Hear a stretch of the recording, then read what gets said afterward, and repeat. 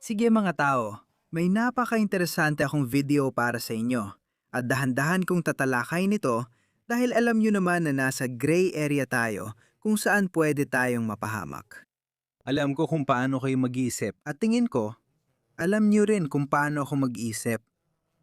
Kaya ire-report ko lang kung anong nangyayari sa mundo, okay? Kaya ganito tinitingnan ng China ang Islam. Gumamit ang Partido Komunista ng China ng medikal na analohiya na parang sakit ang Islam, na inihahambing ang debosyon dito sa sakit sa pag-iisip. Ngunit hindi nila ito ginagawa sa Kristyanismo, Budismo, o ibang relihiyon. Alam mo, ateista ang CCP, at hindi ko sinusuportahan ang kanilang pananaw sa politika.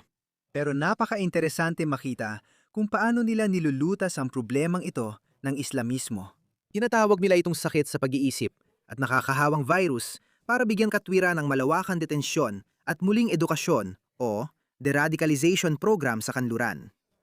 Sa totoo lang, hindi naman talaga ganoon kalaki ang pagkakaiba. Kaya maaring ang demonyo ay nasa detalye o baka magkaiba lang ang kaunti ang pamamaraan pero pareho lang ang ideya. Tawag natin dito ay deradicalization at tawag naman nila ay muling edukasyon. Kaya, ang konsepto ng may sakit na pag-iisip ayon sa opisyal na audio recording ng CCP na nalik sa mga human rights organization, inilalarawan ng mga re-education camp bilang libreng gamutan para sa masa na may sakit na pag-iisip. Naitala at naiulat na ito ng Atlantic, kaya alam mong totoo. Ang headline ng Atlantic ay, "Tinuturi ng China ang Islam na parang isang sakit sa pag-iisip." Masisisi mo ba sila? Sige, sinusubukan ko lang magpatawa. Pero alam mo, may mahalagang pagkakaiba talaga. At iuulat ko ito ng seryoso. Itong mga taong pinupuntirya ng China, sila ay katutubo sa kanilang lupain. Kaya malinaw na sila ay mga Uyghur Muslim. Kaya sila ay katutubo sa lupang ito. Iba ito para sa atin sa kanluran. Dahil ang mga Muslim mula sa... Pasensya na. Dahil ang mga Muslim mula sa Pakistan at Bangladesh sa UK o sa kanluran, hindi sila katutubo sa kanluran. Sige, kaya dapat payagan ng kanluran na maging mas radikal pa sa mga pagsubok nitong ide-radikalisa ang sarili nito. Sige, o limisin ang sarili, o alisin ang Islamismo sa sarili nito, na isang doktrinang pampulitika. Sige, walang masama sa sinabi ko. May konting pagkakaiba rito. Bilang isang taga-kanluran na tumitingin sa ginagawa ng China, maari kong punahin na baka medyo mabigat ang kamay nito. Pero nauunawaan ko rin na hindi madaling solusyonan ang problemang ito. Ang opisyal na retorika ay inihahambing ang mga gawaing Islamiko sa isang ideolohikal na virus. Sinasabing kahit mukhang malusog, maaring may nakatagong impeksyon pa rin. Kaya tingnan mo, ganito ito. Sinisira ng CCP ang mga mosque. Itong lumang video na ito ay kumalat na noon at muli, hindi ko lubos na sinusuportahan ang mga pamamaraan ng CCP. Pero sinasabi ko lang kung paano nila hinaharap ang Islamismo. Sa kanduran, may sarili tayong paraan ng pagharap sa mga bagay. Halimbawa, gaya ng sinabi ko, tinatawag ito ng SINA na re-education. Tayo naman, tinatawag natin itong mga de-radicalization program. May kalayaan tayo sa relihiyon.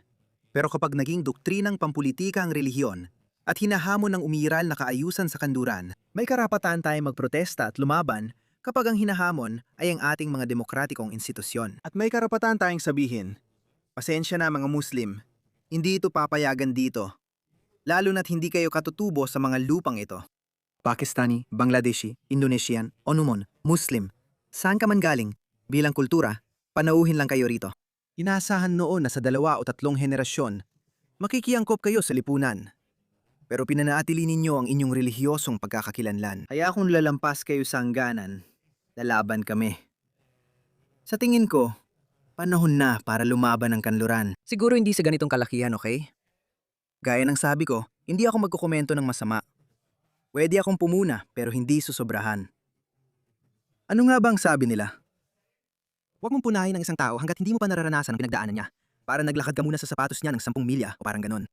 Bilang dating Muslim, alam kong delikadong ideolohiya ang Islam at iba ito sa ibang relihiyon. Ang mga lipunan na tinrato ang Islam bilang karaniwang relihiyon ay nagdusa, tulad ng kanluran at ngayon ay China.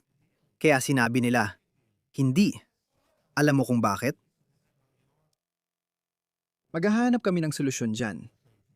Ipinakita ko rin ang mga uri ng solusyon na ginagawa nila.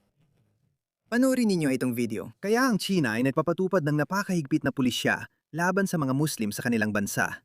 Laban sa kanilang populasyong Muslim. Dahil sa seguridad, ipinagbawal nila ang maraming relihiyosong gawain at ang pagsuot ng burka, niqab o hijab ng kababaihan. Sige, ang tanging pagtutol ko lang ay na muli, ang mga taong ito ay katutubo sa lupang ito. Kaya ang mga taong iyon ay sinakop ng China. Pasensya na, pero totoo yon. Ang Xinjiang, ang buong probinsyang iyon ay mas malapit sa Turkey o Turkmenistan kaysa sa China. Kaya ito ay sinakop na lupa. Pero isang bansa, isang batas. Ang Sina ay isang otoritarya na bansa. Pero hindi ito naangkop sa kanluran. Hindi dapat mag-guilty ang kanluran dahil ang mga Muslim doon na pinipilit ang kanilang pamumuhay sa atin ay hindi naman katutubo sa mga bansang iyon. Kaya dapat paalisin ang kanluran ng marami sa kanila. Darating ang oras, kailangan itong gawin o magiging magulo ang lahat. Kaya ipinagbawal nilang mahahabang balbas ng mga Muslim. Ayon sa kanila, ikinukulong ang mga tao dahil sa mahabang balbas at mahigpit na bawal ang pag-upload o pagbabahagi ng mga kantang Islamiko. Bawal ang musikang Islamiko sa kasal at salusalo, pati ang pagbibigay ng mga pangalang Abdul, Muhammad o katulad ng mga Islamikong pangalan sa mga anak. Medyo mabigat na yan. Sa tingin ko, hindi kakayanin ng kanluran ng ganito. Kaya naman may mga taong humihiling na malawakang deportasyon. Sa palagay ko, hindi kayang ipilit ng kanluran ang mga pinahahalagahan nito sa iba dahil hindi ito likas sa kanila. Kaya hindi tayo pwedeng mamuhay kasama nila. Hindi natin sila mapipilit na makibagay, pero pwede nating sabihin sa kanila na bumalik na lang sila. Nagpatupad ang Sina ng mahigpit na patakaran sa mga mamamayang Muslim nito tungkol sa relihiyosong gawain. Dahil sa seguridad at pagpigil sa ekstremismo, ipinagbawal nila ang ilang gawaing Islamiko. Halimbawa, mahigpit na ipinagbabawal sa mga kababaihan ang pagsusuot ng takib sa mukha tulad ng burka, likab o hijab. Nakakatuwa na ganito ang ginagawa ng China, pero wala kang nakikitang malaking kampanya ng mga Muslim laban sa kanila. Nakakagulat ang mga numero. Maraming tao ang naapektuhan ng mga pulisiyang ito ng China, pero 3,000 at 1,000 sibilyan sa Gaza ang namatay matapos nilang subukan ng isang maling hakbang laban sa Israel. Nagkagulo ang buong mundo. Ang pagpapanatili ng mahabang balbas na inuugnay sa mga Muslim ay maaari ring magresulta ng pagkakakulong. Mayroong ganap na pagbabawal sa pag-upload at pagbabahagi ng musikang Islamiko. Ngayon, kahit kasal sa bahay o isang party, hindi na maaring gamitin ang musikang Islamiko sa anumang uri ng okasyon. Hindi na maaring pangalanan ng mga tao ang kanilang mga anak ng Abdul o Muhammad o mga katulad na pangalan at hindi na rin nila maaring sabihin ang Allah Akbar. Ulitin ko, isusuot ko ang western kong pananaw. Sa tingin ko, walang kanluranin ang tatanggap ng ganitong hakbang at hindi rin natin kayang mabuhay dito. Kaya kailangan nating magmobilisa ng malawakang deportasyon. Hindi ito pwedeng magpatuloy. Ibig kong sabihin, may dahilan kung bakit umiiral ang mga lipunan at kultura. May iba't ibang paraan ng pamumuhay, may iba't ibang mga pagpapahalaga at kaugalian sa kultura. Magkakaiba sila. May dahilan kung bakit sila magkakaiba. Kaya kung hindi mo kayang makisama, paalisin mo sila. Sabi ko, makibagay o palayasin. May ipapakita akong isa pang video. Bawal ang Islam sa China, tapos, paano yung mga mosque na nakikita natin at Muslim na nagdadasal? Sige, tingnan natin. Ano to? Alam mo, kapag may Muslim na nagdadasal sa gitna ng kalsada o eroplano o sa harap ng mga monumento natin, ewan ko ba parang kailangan nating igalang yon at magbulag-bulagan na lang. At dahil doon, mas nagiging matapang ang mga Muslim at paulit-ulit nilang ginagawa yon at patuloy pa rin nilang ginagawa. Tingnan mo anong nangyayari kapag ginawa nila yon sa China. Sa totoo, naging maayos naman doon. Mananatili ba siya? Maging maayos ka o magbabago ba siya? Magbabago ba siya ng diskarte? Hindi siya nakikinig dahil, muli, naniniwala ang isang Muslim na ang pagiging matatag ay isang kabutihan. Tingnan mo. Heto na, hindi mo siya pinapakinggan. Ooh.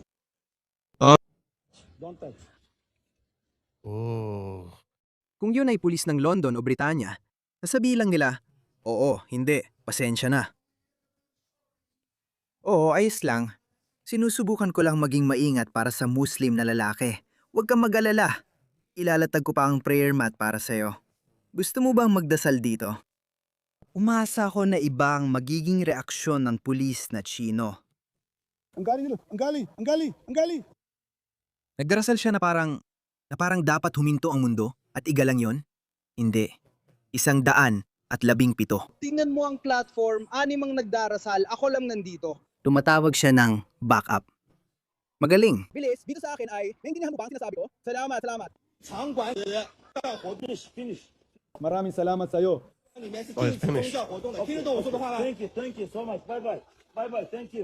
Palam. Salamat. Hindi nga siya insik. Tingnan mo siya. Isa siyang turista. Isa talaga siyang turista. Sana todo CCP ang ginawa sa kanya ng pulis na Chino.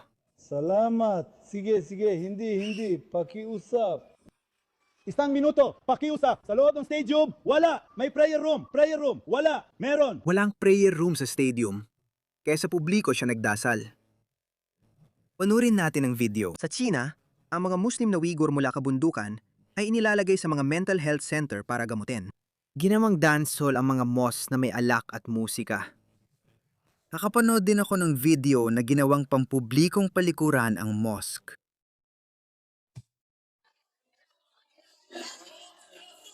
Kaya ito ay formal na ginagawa. Dapat talaga itong formal na mosque. Oh, makikita mo mosque ito. At ang mga Chino ay basta na lang. Ang mga tao sa mainland China ay sumasayaw at nagdiriwang lang. Sige, tingnan mo. Ibig kong sabihin, naiintindihan ko. Tingnan mo, hindi ko ito ine-endorso o hindi ko sinasabing tama ito. Hindi dapat inuusig ang mga tao. Sa tingin ko, dapat payagan ng mga tao na mamuhay ayon sa kanilang mga kaugalian at mga pagpapahalagang kultural. May problema ako sa mga tao ipinipilit ang kanilang paniniwala sa iba. Pero iba talaga ang sitwasyon sa kanluran. Ito ang paulit-ulit na sinasabi sa atin ng mga tao sa kanluran. Tingnan mo, ganito sila sa kanluran. Kaya talagang magkaiba. At yung ginagawa ng CCP, hindi ko ito kayang suportahan. Pero naiintindihan ko na may sarili silang mga hamon. Siguro dapat palayain ang Xinjiang. Dapat bigyan sila ng kalayaan. Pero oo nga, parang imposibleng mangyari yon. Ibang-ibang sitwasyon sa kanluran. Ganito nila lantaran labanan ang kanluran. Muling mamamayani ang Islam sa buong mundo. Walang ibang pananampalataya ang may ganitong moralidad. Kapag sinabing magiging bansang Muslim ang Amerika balang araw, inshallah, pinagdududahan tayo ng mga tao. Pero yun naman talaga ang layunin natin. Iyon ang layunin.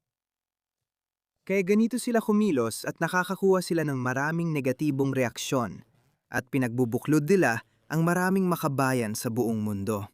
Saan man sila, pareho ang asal nila maliban sa China. Kaya, tulad ng sabi ko, sa China ay katutubo sila. Sa Amerika at Britanya, hindi sila katutubo roon. Itong dahilan kung bakit sinasabi kong hangal ang ethno-nationalist na kilusan. Paano ang mga puting Muslim na nagbalik loob? Hindi mo sila pwedeng ipa-deport dahil sila ay katutubo. Ang ideya na dapat tayong lumaban ay banyaga, isang doktrinang politikal na tinatawag na Islam o Islamismo. Pero pareho lang ang Islam at Islamismo. Ang pagsasabuhay lang ng Islam ay Islamismo, sa madaling salita. Kaya iyan ang ating karaniwang kaaway. Iyan ang dapat nating labanan dahil ito ay laban sa kanluran. Salungat ito sa mga pagpapahalaga ng kanluran at sa sibilisasyon ng kanluran. At hayagang inihahayag nito kung ano ang gagawin nito sa kanluran. Kaya hindi natin magagawa ang ginagawa ng China. Hindi natin kayang usigin ang mga tao sa ganung antas. Hindi natin kailanman kayang gibain ang mga mosque laban sa kanilang kagustuhan. Hindi natin magagawa yon, hindi kasi likas sa kanluran. Pero ang kaya nating gawin ay magmobilisa ng mga tao at magtaas ng panawagan para sa malawakang deportasyon. Hindi ito tugma sa mga pagpapahalaga ng kanluran. Wala kang balak makibagay. At palagi mong hinahamon ang kasalukuyang kalagayan araw-araw na parang pagtataksil na rin. Kaya bumalik ka na lang. Kailangan kang ibalik sa mga bansang pinagmula ng mga ninuno ninyo, kahit dito ka ipinanganak. Tingnan mo to, gaya ng taong to. Tingnan mo ang payaso na yan. Siya ay anak ng mga Pakistani immigrant. Tingnan mo ang taong to. Sino ka ba yung taong galit sa mga veteranong Amerikano? Na nagbigay sa kanila ng kalayaan sabihin ang mga sinasabi mo. Wala nang nagbigay sa akin ng kalayaan. Ang mga magulang ko lang ang tanging nag-alay ng sakripisyo. Wala pang veterano ang nagsakripisyo. Walang ibang gumawa niyan. Malinaw yan. May mga veteranong Amerikano na nawalan ng bahagi ng katawan dahil sumunod sila sa utos at lumaban para sa Amerika. Sumang-ayon ka man o hindi sa mga digmaan ng Amerika, para sa akin may dahilan bawat digmaan. Pasensya na. Bilang isang pandaigdigang hegemon o superpower, may mga responsibilidad kang hindi pwedeng baliwalain. Tulad ng Cold War, hindi kayang iwan ng Amerika ang mundo sa kapritso ng mga lider ng Soviet. Hindi sana ito nangyari. Hindi pwedeng pumasok o baliwalain ng Amerika ang Vietnam at Korean Peninsula. Hindi nila magagawa at iiwan ang lugar sa kanila. At ganun din sa Afghanistan, ganun din sa Iraq, at sa lahat na iba pang pakikialam ng Amerika sa ibang bansa. May katwiran ng mga yon, kahit sumang-ayon ka man o hindi. May rason sa likod ng mga yon. Pero itong mga taong ito, muli, hindi sila tapat sa Amerika. Tapat sila sa sarili nilang kultura, sa kultura ng kanilang mga ninuno, Islam, relihiyon. Kahit nakiusap ang magulang niya na makapunta sa Amerika at binigyan siya ng magandang buhay, Amerika rin ang nagbigay ng magandang buhay kay Baldi. Kinamumuhian niya ang mga veteranong Amerikano at ang Estados Unidos ayon sa kanya. Sabi niya, minamaliit ko raw ang dalawang ito. Ang US, ang gobyerno ng Estados Unidos, ang entidad kahit anong gusto mong itawag dito, ang sistema, ang eksperimento ng Estados Unidos, ang pandaigdigang hegemon, ang pinakamabait na superpower sa mundo. Yang US na yan at ang mga sundalo nito, mga taong naputulan ng mga paa at kamay, mga taong namatay. Tingnan mo kung gaano siya humamak sa kanila. Noong digmaan sa Iraq, medyo Muslim ako noon. Tapos nagkaroon ako ng liberal na yugto. At syempre, ayoko rin sa Amerika at sa patakarang panlabas nito. Ganito ang takbo ng isip nila. Sinasabi nilang wala silang problema sa Amerika o sa mga Amerikano. Ang ayaw lang nila ay ang patakarang panlabas ng Amerika. Ang US Army. Ganun nila pinapaliwanag sa sarili nila. Sinasabi nilang, malaya akong pumunta sa Amerika dahil hindi ko kinamumuhian ng mga Amerikano. Hindi totoo. Ang pamahalaan ng Amerika ay sumasalamin sa mga pagpapahalaga ng mga Amerikano. Kahit paano sila bumuto. Ang buong Amerika, ang konstitusyon ng US, ang kumakatawan sa Amerika. At ang mga tao sa Amerika ay kinatawan din ng sistemang tinatawag na Estados Unidos. Pakinggan mo ang taong ito. Isang lalaki nagalit sa mga veteranong Amerikano na nagbigay sa kanila ng kalayaang magsalita kung ano ang gusto nila. Walang sinuman ang tunay na malaya. Ang mga magulang ko lang ang tanging tao na nagsakripisyo. Wala ni isang veterano ang nagsakripisyo. Gusto kong gawing malinaw yan. Hindi ko sinusuportahan ang militar ng US. Hindi ko sinusuportahan ang Estados Unidos. Hinahamak ko silang dalawa. Gusto kong gawing malinaw yan. Ikaw, gusto ko lang. Nagawing malinaw yan mga pare. Hindi ko sinusuportahan ng mga veterano. Ano? Ang mga vet lang na sinusuportahan ko ay yung nag-aalaga sa mga anak ko. Di ko alam sinabi niya sa dulo, pero ipa-deport. Hindi tayo pwedeng mabuhay kasama mga taong ito. Hindi talaga tayo pwedeng mabuhay kasama sila. Ito ay pagtataksil. Ulit, kaya ba ng isang Democrat kahit naggalit sila kay Trump, kahit natutol sila sa digmaang ito o sa digmaang iyon, kaya ba nilang sabihin yon? Hindi. Hindi nila kayang sabihin yon dahil bahagi sila ng sistemang yan. Alam nila yon. Alam ko noon na sina Lutro ang nag-cover. Yung mga taong yan ay mula sa Bible Belt at sinasabing paparusahan ng Diyos ang mga sundalong Amerikano. Hindi talaga kaya-aya. Nalaman ko na kumalat ang video clip na yon sa mundo ng mga Muslim dahil sinasabi nilang galit ang mga Amerikano sa sarili nilang sundalo. Nang malaman ko, maliit lang pala ang simbahang yon at malayo pa. Kaunti lang talagang gumagawa nun. Tapat ang mga taong ito sa sarili nilang kultura, sibilisasyon, ideolohiya at relihiyon. Wala silang pakialam sa Amerika. Babaguhin nilang Amerika ayon sa gusto nila. Balak nilang likhain muli ang Amerika ayon sa kanilang pananaw. At magiging ibang-iba ng Amerika kumpara sa nilikha ng mga nagtatag ng bansa.